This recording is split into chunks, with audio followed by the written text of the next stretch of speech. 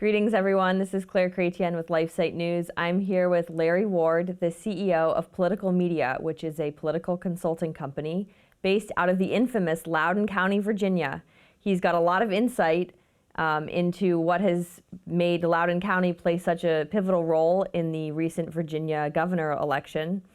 Larry, thanks for being with us, and welcome to LifeSite Studio. Thanks for having me.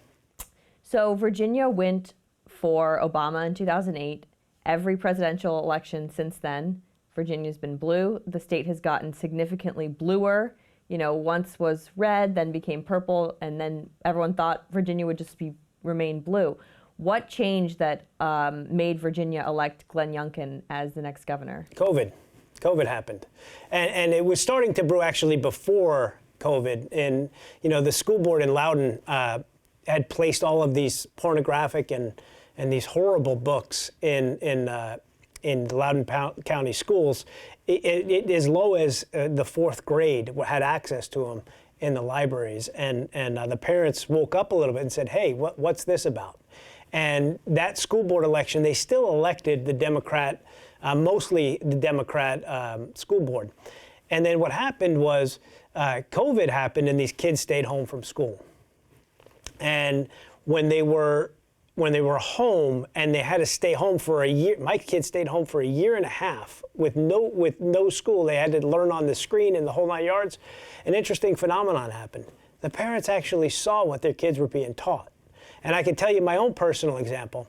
My high school son, first day of high school, 9th grade, logs onto the computer for his virtual learning class, and the principal gets on for 15 minutes. And you would think that he would say something of the sort that, you know, we're sorry that you got to go through this. This is terrible. We're all, the quote unquote line that the establishment kept using, we're all in this together. We'll get through it. Keep your heads up and work hard. Nope. For 15 minutes, he berated the students about white supremacy. And we're not going to put up with racism in our schools. And that's how their school year started. Virtually. And had racism been a problem in the school? Of course not. Of course not. But it's this critical race theory, which they said doesn't exist, but it does. And it did. And of course, there's lots of evidence that it exists, but we saw it firsthand. That was exactly what it was this critical race theory. And all of this training that they gave to the teachers to indoctrinate our kids. And it wasn't just critical race theory, it was the fact that they kept them home while, essential workers could go to work and while there was really very little problem in Virginia with COVID. It wasn't one of those hot spots, but they were made to stay home, and when they eventually went into the hybrid learning and they can go every other day, it was a complete disaster. They were so ill prepared. And they forced the kids to wear a mask all day long. And, we had just kind of saw not only how inefficient, how poorly our kids were being taught in these public schools, but also, the indoctrination. And it woke a lot of people up. Even people on the left said, whoa, what are you doing? These are our kids. These aren't your kids. These are our kids, and we want to say. And that's why you saw some of these school board meetings explode in size. Who would have thought 500 parents would show up at a school board meeting? That just doesn't happen normally. In politics, it just doesn't. And it was every school board meeting. And it kept growing and growing and growing and getting angrier and angrier and angrier. And as the Loudoun County School Board, as the Loudoun County parents kept voicing their opinion, the school board kept getting more and more and more dug in to their leftism and their wokeism, and even went so far. Beth Bartz joined this anti-racist something group on Facebook and started doxing parents who were speaking up and asking them to get fired from their jobs. How do we get this person fired? And it was horrible, and the parents just had enough. And I think what happened was people saw that, and then they started paying attention to their own kids' school and what was going on in their school boards, and it lit up across the entire. It wasn't just Virginia. On Tuesday, dozens of school boards flipped entirely, and all of the school board members were voted out. So Youngkin really soared by emphasizing education and parental rights in education. How do you think he's promised to expand school choice and reform Virginia's education system? How do you think he's going to be on other issues that pro-lifers and conservatives care about? And do you think is he going to be more of a Mike DeWine or a Ron DeSantis? Or does that depend on who he hires and surrounds himself with and how much pressure Virginians put on him? Personnel is policy. That's very important. I hope he's not like a Mike DeWine. I do think that he'll be in between. I don't think he'll be a fire-breathing guy. It doesn't seem like that's his personality. But I do think that I do have hope. He went on Tucker Carlson, and after the election, when all they did was pound him with his associations with Trump. And a lot of Republicans, when they win election, they turn around and they say, well, I'll be the governor of all people, and don't worry about it. We're not going to be crazy. And they try to kind of moderate, once they're elected, moderate their views. And he went on Tucker, and he was pretty strong the day after and said, I have to thank the president, in which he meant Trump, for turning out the vote, which was an extraordinary statement considering that was half of the tactic in McAuliffe's campaign, was to tie him to Trump, tie him to January 6th, and just Trump. And then, what was interesting is the other half of the tactic was abortion.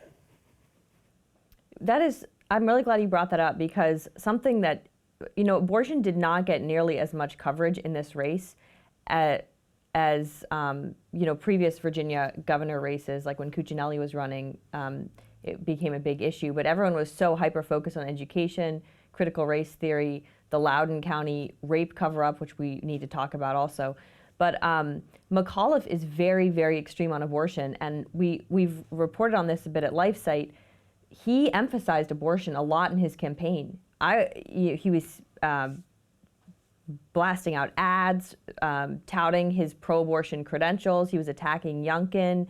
And it seems to have backfired, because I think the moderates just were so fed up with the left that they saw that he apparently supports abortion, through all 9 months of pregnancy. He's not denounced late-term abortion. He campaigned at an abortion facility, and it totally backfired. People were not scared of having a pro-life governor. Virginia. Not at all. And what's interesting is, look, it started, they got a leftist who considers herself like the left side of Project Veritas. She's not very good. But she got McAuliffe to say, on camera, she pretended she was a pro-lifer and said, when are you going to talk about pro-life issues? She said, I'm a pro-life governor, and I'll legislate as a pro-life governor. This is Youngkin. Youngkin, yeah. But I can't talk about it on the campaign trail, which, from a political perspective, is probably, there were more important issues to the people than abortion in Virginia, and I can understand why he didn't want to make that a central theme. Well, McAuliffe took that clip and played it, and I got some numbers here. He had about five pro-abortion commercials that he was pounding on the airwaves. He spent over $32 million on TV, McAuliffe did, and about half of the commercials were pro-abortion. Wow. And he literally, each ad played about 1,200 times. Wow. That's an immense amount of airwaves, and it didn't move the needle on abortion. The reason he had to do that was because what the Democrat consultants realized is that his base was split. You hear a lot about the soccer moms, the suburban moms. They have been trending, and there's a lot of reasons why, but they have been trending leftward. Domestic terrorist moms. The domestic terrorist moms, right. The school board moms, as they're now called. Right, the school board moms. But on the left side, they've been trending left for a very long time. It's been hard for Republicans to win in the suburbs because suburban women have trended left. And I think the reason is because all the fear-mongering surrounding school shootings. And, it was an anti-gun thing that really pushed the suburban moms to the leftists. And so what McAuliffe's political machine said is, okay, we're losing suburban moms due to the parental rights issue. We're losing the issue on schools, so we have to scare them back in. And what they used to scare them back in was this pro-abortion thing. They assumed that these suburban moms were all pro-choice. It turns out they weren't. As a matter of fact, one of the key exit polls came out, and for the people who said abortion was the most important issue in their vote, 60% of them were pro-life, 40% of them were pro-choice. That's the people who said abortion was the #1 topic. After tens of millions of dollars of propaganda was pushed, 60% said they were pro-life.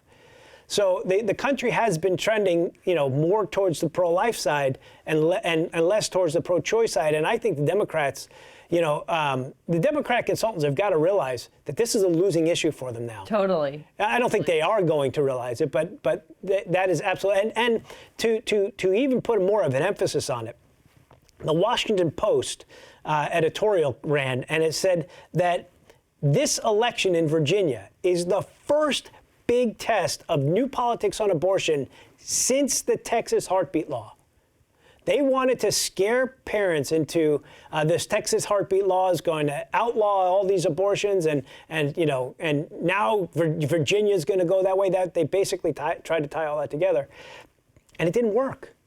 It didn't work. The people didn't buy it, and you know what? Quite frankly, I think they're cheering on the Texas heartbeat law a lot more than they are saying we want anything goes pro-choice, or I call him Dr. Blackface Baby Killer, the current Governor Northam, post-birth abortion, which is what he called for. Yeah, I think that disgusted a lot of parents. Infanticide.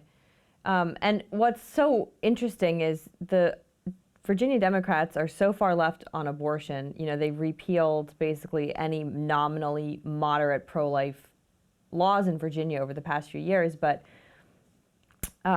the top Democrats in the state have all been embroiled in the infanticide, blackface, and sexual assault scandals. And so it was very odd to see Democrats, and it's very odd now to see in the mainstream media these leftist talking heads saying that Republican voters are racist when we have the blackface KKK scandal with Governor Northam. It's very bizarre. Well, what it is, and I'll try to explain it this way. So you'll notice since this election, and even before, a little bit before this election, the Democrats have started to shift their terms. And you got to pay attention to the words they use, because it defines their policy, it defines their politics, it defines their approach to things. So, you go back, you remember the Republican debate with Romney, the year Romney ran. George Stephanopoulos came out of nowhere and asked all of the Republican nominees, how do you feel about birth control? And it was one of those moments where the entire world went, what? What kind of question is that? And it kicked off their campaign that year on the war on women. That was their thing. They wanted those suburban women, and they wanted to paint Republicans as extremists and everything else. So it was a weird question, but you could see that was their focus, their political focus. Of course, they're always in bed with the media. And this time they've been pushing this white supremacy, right? Everybody's a white supremacist. January 6th, full of white supremacists, even though there were Asians and African Americans and Hispanics there, but they were all white supremacists. But they started to shift because that word isn't resonating anymore. And the word that they're using now is whiteness. And you got to see, anybody can have too much whiteness. You can be black and have too much whiteness. You can be Asian and have too much whiteness. You can be gay and have whiteness. You can be a trans person and have too much whiteness. And what does that mean? Simply, that means that they're voting against the Democrats. that they don't believe in the woke agenda. That's really what that means. Anyone who doesn't believe in the woke agenda is racist, has too much whiteness. And so it doesn't matter whether, it's incredible how they can say we're a whole bunch of racists, but we elected a black female lieutenant governor. The first one, you think they'd be celebrating it? No, because she has too much whiteness. Internalized whiteness. Right. It's always internalized. I'll never forget. It, but it's internalized. They threw, Michael Steele, a lot of conservatives don't like him, but he was the RNC chair for a while. And while he was lieutenant governor of Maryland, the Democrats threw Oreo cookies at him because they said he was black on the inside, but black on the outside, but white on the inside. That's who they are. That seems very racist. It's extraordinarily racist. They are racists. Critical race theory is racist. They want to segregate the races. I mean, it's bizarre. It's bizarre the direction the Democrats have gone. It passes no logical sense, but they don't care. You also can't say war on women anymore. They've totally shifted that messaging because it's not trans inclusive. Right. Men can get pregnant now. And not everyone with a uterus is a woman. Not every woman has a uterus. These are, the messaging has totally had to shift because they have to throw a bone to the trans lobby, the powerful LGBT lobby, and so they can't say that. They have to say pregnant people. But then I noticed after the Texas heartbeat bill, the messaging kind of went back to this is going to impact women, right, because they wanted to get people on their side who aren't super far left, and most normal people, even if they're liberal, think of abortion as impacting women, not pregnant men. Absolutely. But the Democrats are going, the way Democrats have to do this, they have to keep splitting and splitting and splitting. And the latest victim group is the group that gets all the sympathy, and everybody's got to support them. But every time you do that, you kind of alienate another group. Right. So one of the groups that they're now focused on is in their target, and you saw it the day after the election. What was trending on Twitter was blame white women. Blame white women. And I want to say to the Democrats who are watching this and probably being very offended and triggered, I just want to say wholeheartedly, keep that going. That's a good strategy. Keep that all the way through 2022. Blame white women, alienate as many suburban moms as you possibly can, because it's a losing strategy, but they can't help themselves. This is a cult. This is a cult. The leftists are in a cult. They don't realize it. It's the cult of scientism. It's the cult of wokeism.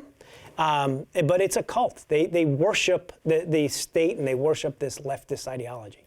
Yeah, speaking of cults, the trans cult is very strong, and obsession with wokeness and obsession with gender ideology and these bizarre notions about gender, I think backfired in Virginia. Hopefully our viewers have been reading LifeSite and are familiar with this, but many may not be. The Loudoun County rape scandal. This is huge. For those who haven't been following it, could you explain it in just a few sentences? There was the assault, and then there was the cover-up. It was also tied to the school board. What happened? What do people need to know about it? It's horrific. There's one word: abhorrent. That's the word that comes to mind. It is one of the most abhorrent thing. I've been in politics for 25 years. I've never seen anything as disgusting as this. So, of course, the leftist school board wants to push the transgender, and particularly let boys go into girls' bathrooms and girls go into boys' bathrooms, and the whole night, locker rooms, the whole 9 yards. And as parents, you're like, that's stupid. I mean, not for nothing. I said, there are kids. When I went to school, I mean, God forgive me, I used to pray for X-ray vision so I could see through the girls' locker room. I mean, it's just one of those things where teenagers, their hormones are out of control, yeah, and things are going to happen, right?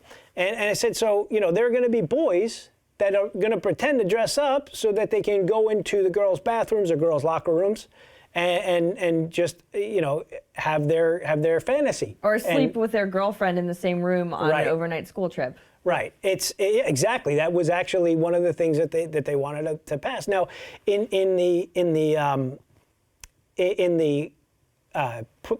discussion of this, the school board had a meeting in June where 500 parents showed up in opposition of this policy. In opposition to the implementation of a transgender bathroom policy. And critical race theory was also Critical race theory was also big, and the books in the school, and also the COVID and everything else. It was all piling up. But 500 parents came, and each, they were all had something to say. 250 of them signed up to speak. And they started out the meeting, and they had a whole bunch of leftists speak first, a couple, maybe a dozen or so. And then they said, we're ending the meeting. It's too rowdy. And they had the sheriff declared an unlawful assembly. Right, an unlawful assembly. And one of the parents that was there was the father of this victim. And he said, I want to speak. My daughter's been raped. And some woman... Raped in the school bathroom. Right. By a boy wearing a skirt. He just said, my daughter's been raped and I want to speak. That's the report I heard. And some woman turned around and said, you're a liar. And he got hot. I mean, understandably, believe all women went out the door, and suddenly, it's horrific. Yeah, of course you would be. And this upset was just a week or two after it happened, after this all went down. Awful. And so he got angry. And he turned around, someone grabbed him by the shoulder and he kind of elbowed him or something. They threw him to the ground. There was policemen. They threw him to the ground. They arrested him, right? They put him in jail. And the prosecutor, who was a Soros-funded prosecutor, this is a very important part of the story, a Soros-funded prosecutor threw the book at the guy, threw the book at him. He was, and later he was named in the letter from the National School Board Association that went to Merrick Garland that called all parents domestic terrorists. He was named by his name in that letter. Here he's a domestic terrorist because he was angry. And so that was a school board where they were talking about the transgender policy. They ended it early. August they came back to vote on it, and he was excluded. He was banned from the meeting. And they came and they had their thing, and Beth Bartz, who was the most heinous of all of the school board members, in my opinion, they're all heinous, but turned around all innocently and inquisitively and said, have we ever had, and now the school board knew, for sure, they knew that this girl had been raped in a bathroom. Because FOIA emails came out showing that the superintendent had emailed the whole school board and said, we had this incident. Well, I'll talk about that email in a second, because that email was even worse. So they emailed all of the school board members and said that a girl had been raped by a boy in a dress in a bathroom. The exact situation we said would happen had you had this situation go on. And it turns out that the boy is not transgender. He just wanted to have sex. That was essentially why he wanted to go into the bathroom and have sex. And that was, so exact situation that we warned about came true. And the school, she looks at the superintendent of the school and says, has there ever been an incident where someone was attacked in a bathroom? And the superintendent says, why no, there hasn't been any reported, knowing that they were lying. Then they passed the policy in August.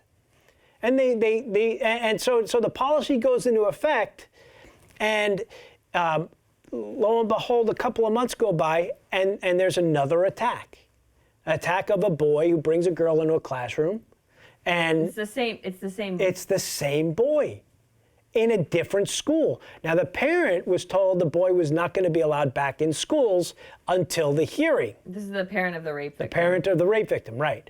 He was told not that there would be he would not be in the schools. He'd have to be homeschooled but the school board overrode that, put him in a different school. He attacked another girl. And that's when the parents said, you know what, I can't keep quiet anymore.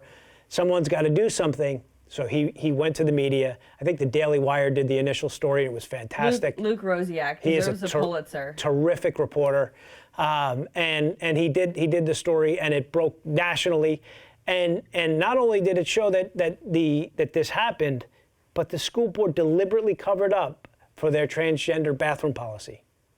Deliberately covered it up. All of these things where the left was saying, "Oh, this just doesn't happen. You're all transphobic. You know, this is nonsense." This isn't the only time it's happened. It's happened all across the country in lots of different situations. You know, the spa in California, that was a big hot topic. This happens everywhere. You open up this thing, you know, sexual deviants are going to take advantage of it. It's just the way, you know, we're sinful people. It's just the way our sin nature works. There are people who just don't understand, you know, who are just deviants, and they're going to hurt people. And so I pulled my daughter out of public school before this year, and we homeschooled her last year, and you know, there's absolutely no way she's going back to those public schools, at least until the entire school board is removed and some of these policies are gone. I'm not even convinced that Tuesday, taught them anything. And Beth Bartz did end up resigning. She ended up resigning. She was going to get recalled. It was a given. We had enough signatures. It was part of that recall effort. There are other school board members who are facing recall as well. And we have enough signatures to get them recalled. It's just a matter of we're trying to get some more, bring it to court, and get them all recalled. And now I think it'll be a whole lot easier, to be honest with you. But the whole entire school board should resign, including the superintendent, actually, including the Republican member. You know, he knew and didn't speak up. And, you know, John Beatty seems like a good man, the Republican member on the school board, but they all should resign. It's inexcusable, and regardless what letter you have behind your name, you gotta go.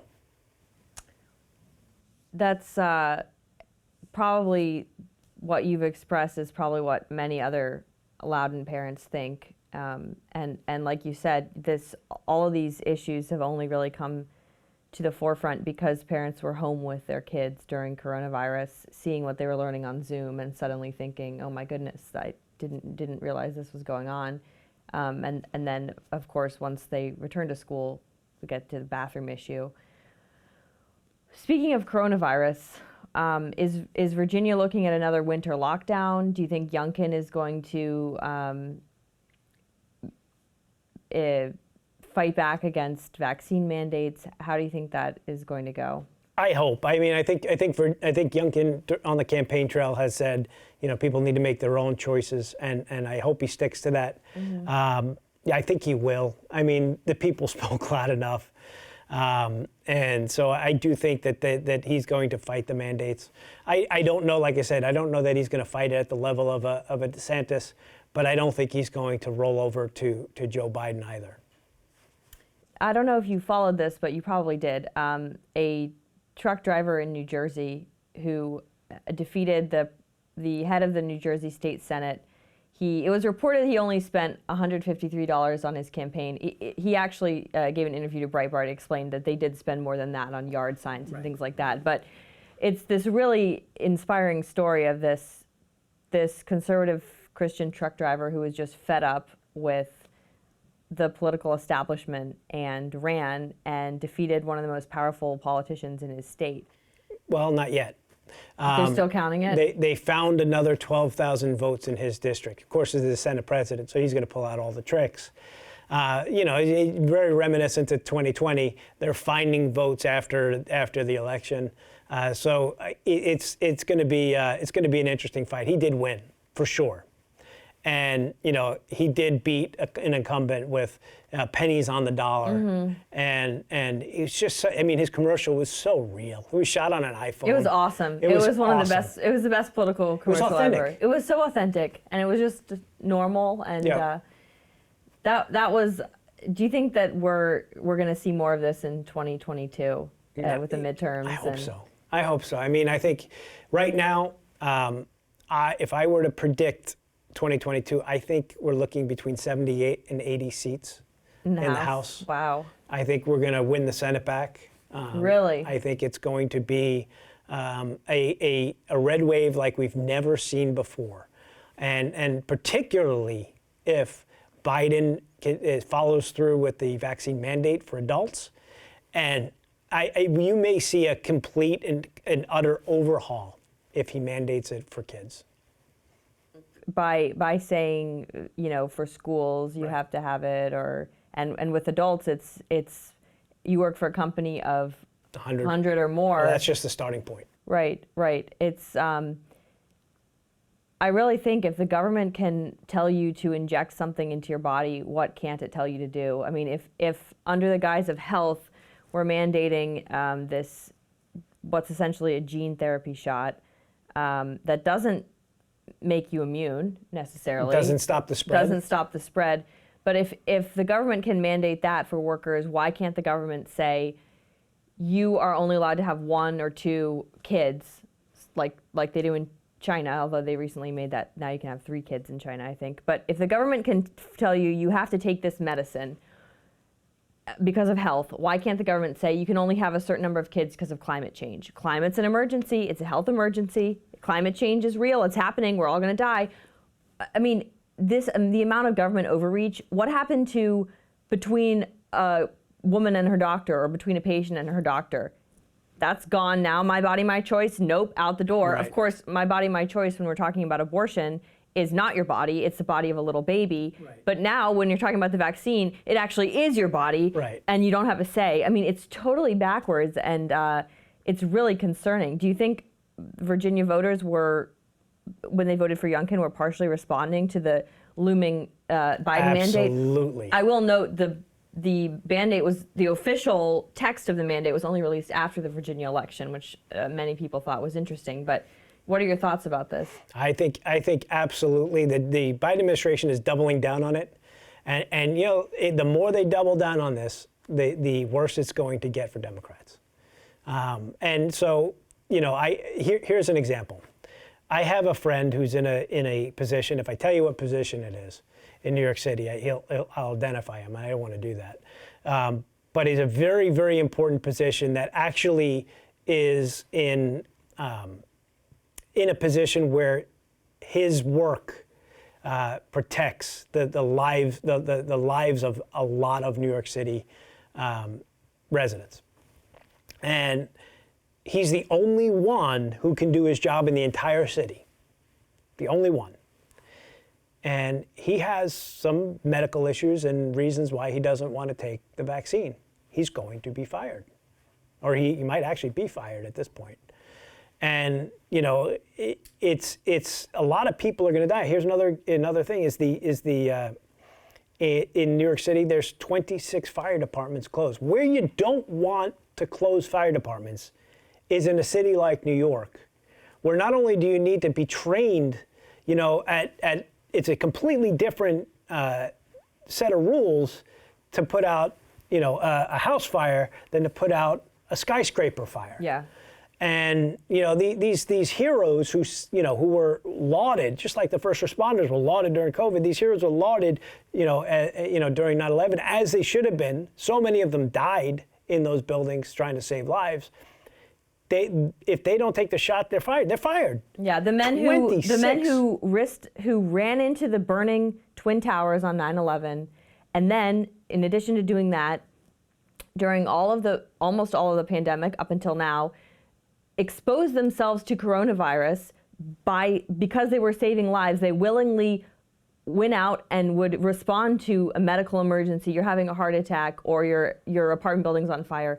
They took enormous personal risk during this pandemic, and many of them contracted the virus and survived because they're healthy, fit young men. And now they're being told that they have to submit themselves to this vaccine, which, if they're young men, they have a risk of myocarditis, pericarditis. Many of them have natural immunity. The whole natural immunity thing is so confounding. Why our society is not recognizing natural immunity. If you want to be immune from chickenpox, there are 2 ways to do it. You get the chickenpox vaccine, or you get chickenpox. even the CDC says if you've had chickenpox, don't get the chickenpox vaccine because you're already immune. Of course, somebody screenshot that because they're probably going to take it down eventually. But that's how you are immune. And it's like immunology 101. Why are we not talking about this? Why is natural immunity not being recognized in these mandates? Absolutely. And like you said, these firefighters, they've taken a stand and they've left. Mm-hmm. Now, I should add that while that the coronavirus vaccine apparently doesn't give you immunity because you have all these breakthrough cases of people getting it and spreading it, but it seems like people who did get coronavirus have pretty durable immunity. Absolutely. For at least some time. Anyways, continue. Yeah. So like I was saying, the firefighters took a stand. They're out. You may never replace those people. Mm-hmm. They're going to find other jobs. Right. They're going to go about their lives. Right. They may leave the state. Mm-hmm. That's resources and institutional knowledge about the city that you're not going to replace. You're putting real life. There's a fire every day in New York City. There's so many buildings. There's a fire every day in New York City. You're putting people's lives in danger. And when the building is on fire and dozens of people die because the fire department can't get there, or what are you going to count them as coronavirus deaths? I think they will. We're in a really serious situation in lots of parts of the country because of these mandates, because the government can't control themselves in terms of controlling you. Yeah, and these are people who have families to feed, and what's going to happen to our workforce? It's so diabolical and it's so sinister, and it's also in many ways I think a form of humiliation, because they want to these bureaucrats and sort of the public health cabal want people to humiliate themselves and submit themselves before them and inject their bodies with this thing. It's very coercive, and everyone who's taking the vaccine now, and they're only taking it because they don't want to lose their job, they're not really consenting to it. It's not informed consent. They can't consent because they're being coerced, and it's in many ways it's like a form of medical rape. Oh, it is. I mean, look, it's injecting your body with something that you don't want. I mean, it is essentially medical rape. It's a good term, and it's just mean. Like, why would you force someone to do this? Well, that's a really good question. If it doesn't protect you, and it doesn't prevent spread, then having it available maybe makes sense. But mandating it doesn't. It doesn't make any sense. So you gotta ask yourself, what is the real purpose of it? And you gotta ask yourself, cui bono? Who benefits? Who benefits? Is it Pfizer? Is it Merck?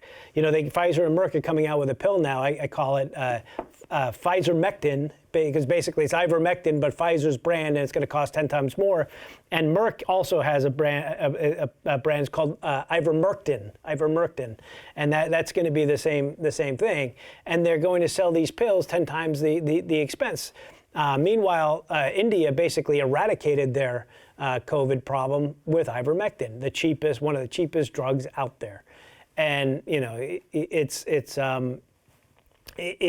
people are just, they're really brainwashed about this thing, and there are vaccine, like I said, it's a cult. There are people in the vaccine cult who look at the unvaccinated as the devil's spawn.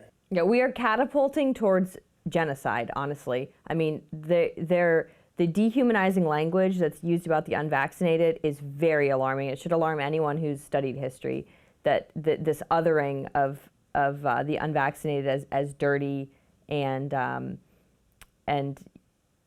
selfish spreaders of disease, when actually many of the unvaccinated are just actually healthy people who recovered from the coronavirus.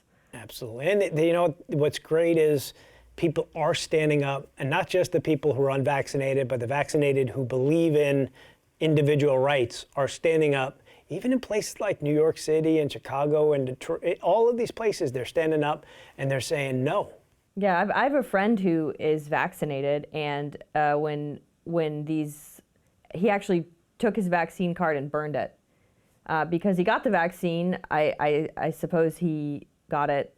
He did it because he thought it would protect him, but he doesn't believe in segregating society based on medical choice. And he burned his vaccine card. He refuses to present it to get into a restaurant or anything like that. I think that's a very noble thing. It is. And like I said, there are good people who are standing up, and there's a movement brewing. Quite frankly, I believe wholeheartedly that the election was stolen in 2020. The Democrats, they got away with stealing the presidential. They didn't get away with stealing the House. We won seats in the House. They stole the 2 Senate seats at the very end, but they're operating in a means that they have won the entire country, that they have this cultural mandate to do whatever they want, to push whatever woke agenda, to stick us with whatever they want, as many times as they want, 3rd, 4th, 5th injection. Get that Pfizer booster. Yeah, gotta get it. You need the booster, or you're not vaccinated. Yeah, you're not full. You're only partially vaccinated. Yeah, you gotta get it. Roll up your sleeve. You're not as bad, but almost as bad as the unvaccinated. Yeah, but they were operating like they had this mandate from the people, and they didn't. And 2021 has the 2021 elections came out and showed the Democrats, you don't have a mandate, and now you're losing power. And come 2022 and 2024, I think it's going to be a complete sea change. It has to be. If we don't do something in the next 2 election cycles to completely eradicate this socialist agenda, the country's in a lot of trouble. It's more than just the socialist agenda. It's just tyranny. It's just authoritarian tyranny, especially with the coronavirus. And we were all called conspiracy theorists just a year ago for saying that vaccine passports and vaccine mandates and forced vaccines were coming, and we've been totally, we meaning, conservatives have been totally vindicated, which I wish we weren't vindicated. Like, I wish that I had been wrong and that it was just this I'd be like, I'm a conspiracy theory. Yeah, I wish it was a nut theory that people were going to be medically raped in order to keep their jobs, but it's not. Well, I saw it pretty early on. I mean, when Trump said 2 weeks to stop the spread, I sent my people home for 2 weeks. I figured, we didn't know what this was. The numbers from Italy were frightening, quite frankly. Turns out that they were off by 97%. They just came out with Italy just reduced their COVID numbers 97% in terms of deaths. So instead of having 150,000 deaths during that period of time, it was only 3,000 COVID deaths. So it was a scam. And of course, we're dealing with a lot of old people with pre-existing conditions, or smokers, whatever. Right. And that was the 3,000. But we all were afraid. And we took the 2 weeks to stop the spread, but I started seeing at the end of the 2 weeks, every single commercial was the same. Yeah, I know. I noticed that too. Stay home, stay safe. We're in this together. Buy our product. Stay home, stay safe. We're in this together. Buy our product. And you probably started getting lots of emails from companies. This is what we're doing to respond to coronavirus. Safety. Why do I care how you're responding to coronavirus? I just want to buy random thing product. from you. Yeah. Give me a piece of wood. That's all. That's all that matters. But when I saw that, I recognized it as brainwashing propaganda. That's what it was. And so we put out an ad. It's on wearenotinthistogether.com. Oh, that's great. And we told people to throw away their masks and the whole 9 yards. And that was in April of 2020. And from that April or May, and from that point, we have been really hard. And like I said, I was calling it the mask of the beast, because if you couldn't go buy or sell without a mask on, you're only a couple steps removed from revelations. You're only a couple steps removed from the global system, and you got to have these things to buy or sell. The mask was a precursor to the vaccine. Yep. And what's the vaccine the precursor to? It's exactly the point. we're getting conditioning. into really, really dangerous territory really fast. And just like the masks don't really work, maybe if you've got a N95 and a whole hazmat suit and like a respirator, but if you've just got a little piece of cloth on your nose or one of these paper surgical masks, just like the masks don't work, apparently the vaccines don't stop you from getting the disease either, which means that they're not really a vaccine, because a vaccine would stop you from getting the disease. They changed the definition of the vaccine on the CDC. I mean, that should tell you a whole lot. Yep. They don't call it immunization either. You notice they don't call it immunization because it's not immune. It's just a vaccine. We've written a whole bunch of articles about this on LifeSite, and I know we'll continue to report on this because this is such an important topic, and the ramifications just for global society, global travel, are really significant. And I do hope people stand up to tyranny. That's so important. The state motto of Virginia, of course, is Sic Semper Tyrannis, thus always to tyrants, and the state flag is a tyrant being crushed. So maybe there's hope. I don't know. There is hope. And it's not Virginia is for lovers. That's just the slogan. That's just the slogan. Yeah. Well, Larry, thank you so much for being with us today. Is there anything else you'd like to add? Look, just get out there and vote, and do more than vote. In this election, the reason why we were able to hold on in Virginia was because there were poll watchers in every precinct. So you need to not only vote, but get involved in watching our elections. They will try to steal it every single time. And I think they tried, we saw some of the shenanigans in Fairfax County, the largest county in Virginia that is deep blue. You saw some of the shenanigans that looked a whole lot like 2020 go on over there. And the only reason I think they weren't able to is because there were poll watchers, there were trained people who knew what to look for and said, not this time. And so you've got to get really involved. Don't bypass your school board election. They hold school board elections in the off years in Virginia and on weird days because they don't expect anybody to go out. So the only people who go out to vote on school board elections typically are teachers and teachers unions and liberals who want to get these school board people elected. You got to know when your school board is up. You got to know your school board member's name. You got to show up at the polls. You got to do a little, maybe knock on doors, do whatever you can. We can't be passive. We have to be very aggressive, especially over the next couple of years, because we will lose the country. We will lose it. It's every single democracy, every single empire comes and goes. And our time it's going to go, but it doesn't have to go in our lifetime. We can preserve it for our children, and that's what we need to do. Larry, thank you so much. Thanks for being with us and for all of that amazing insight. I think it will really inspire people. Thank you. Thanks for having me.